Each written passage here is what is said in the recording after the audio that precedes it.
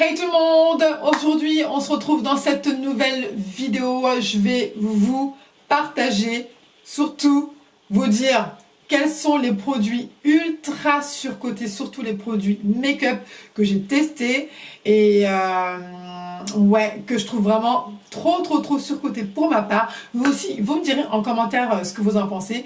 J'avais déjà fait en plus comment vous dire ça?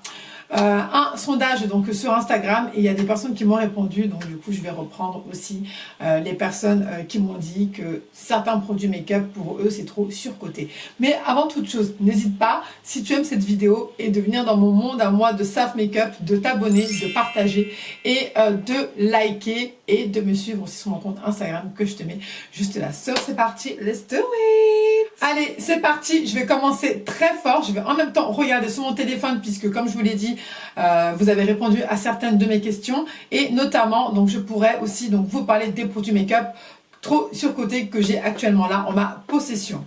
Bon, Huda Beauty. Huda Beauty.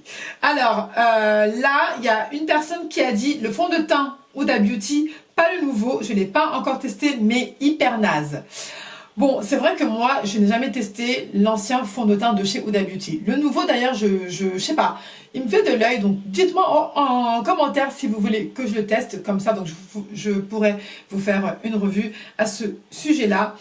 Je ne sais pas. Honnêtement, le fond de teint Huda, je ne sais pas. Après, c'est vrai qu'il y a des avis qui sont assez mitigés. Il y en a qui aiment bien, il y en a qui n'aiment pas parce que c'est vrai qu'il est assez couvrant.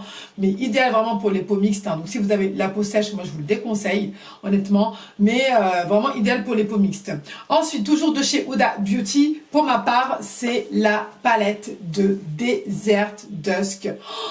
Franchement, c'est un produit qui est trop surcoté, mais vraiment, cette palette, c'est vrai qu'au niveau du packaging, je n'ai rien à dire, vous pouvez voir, il y a un gros travail sur le packaging, mais sur les fards en question, je ne trouve pas les fards pigmentés. Après, c'est vrai que ça fait de l'œil, comme vous pouvez le constater ici, donc les fards sont très jolis, on a des fards pailletés, on a des fards mat, mais j'ai du mal avec cette palette, sincèrement, j'ai beaucoup de mal.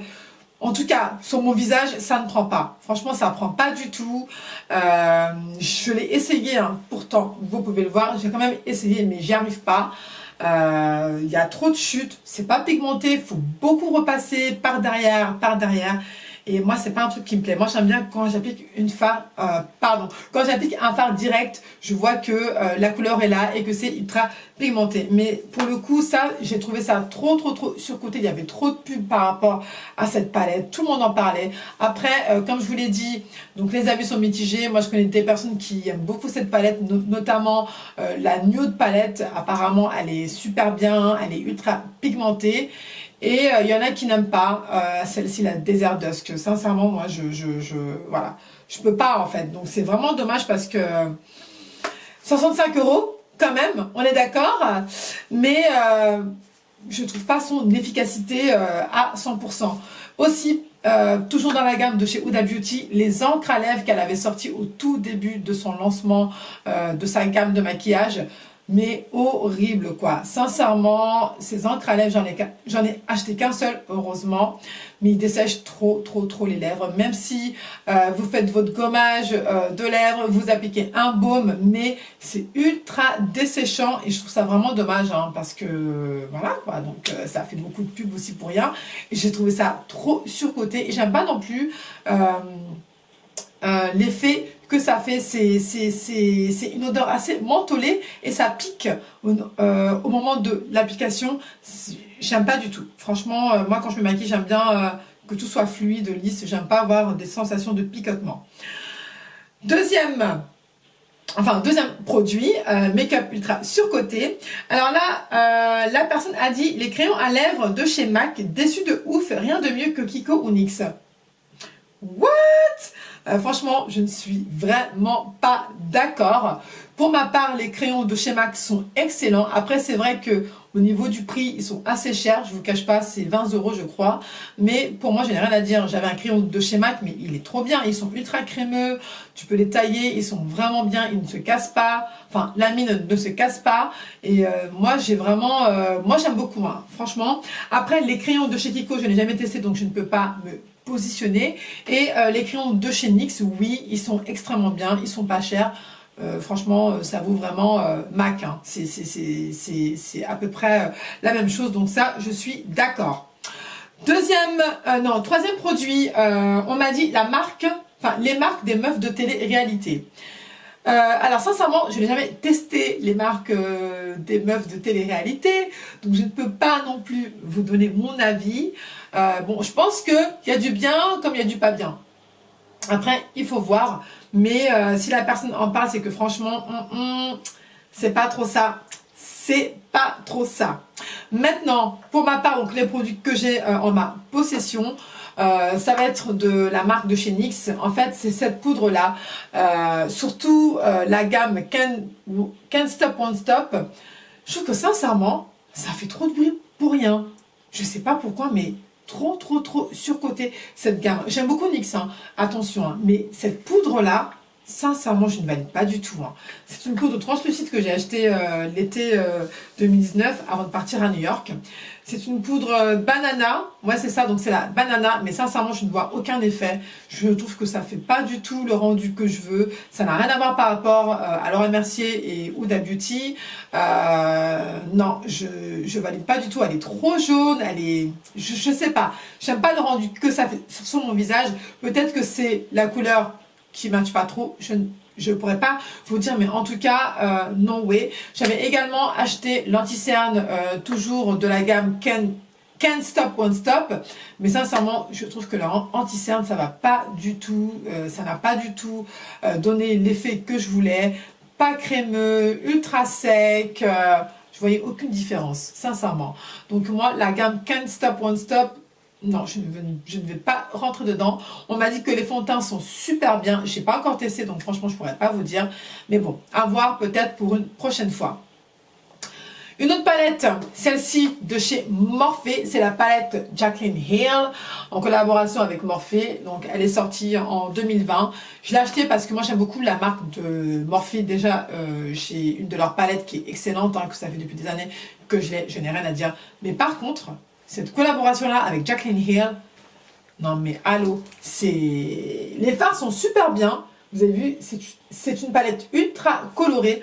On a de tout, hein. On a des fards irisés, on a des fards mat, mais je sais pas pourquoi, mais je trouve pas les fards pigmentés, en tout cas sur moi. J'avais testé ce fard jaune-là, je l'ai repassé je sais pas combien de fois, je sais pas si vous allez bien voir.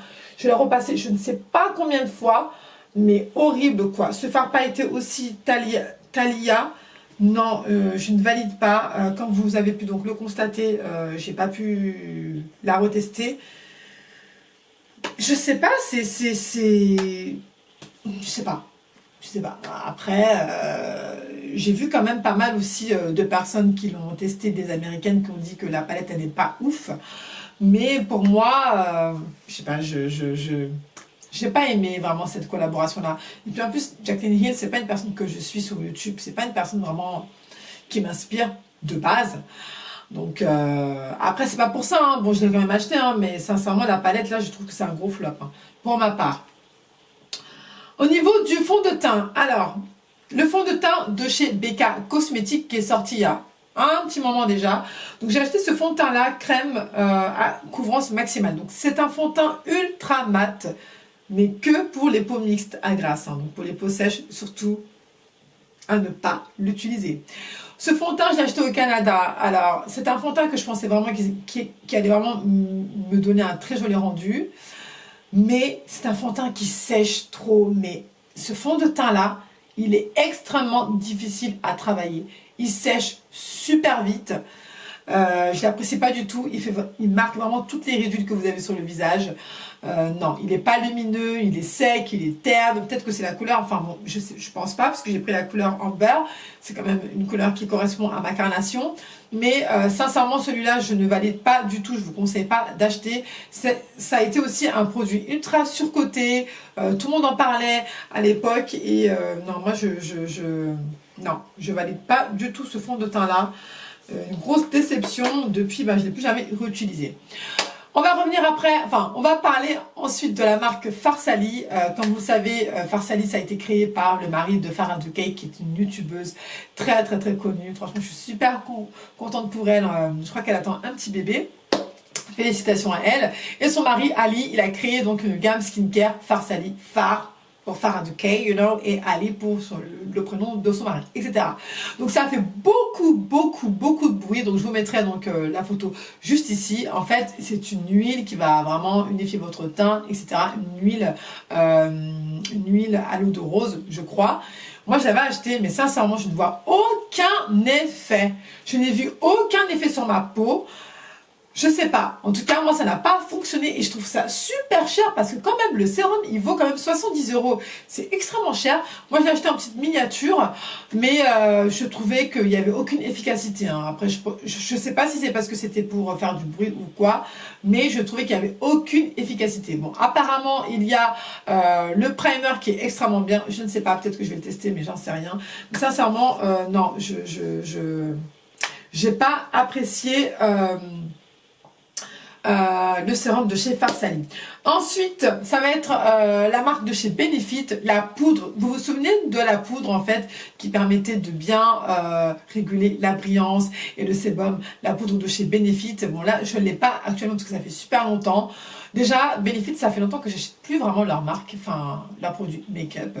Et cette poudre-là avait été trop vu, revu, parlé, mais trop surcoté quoi.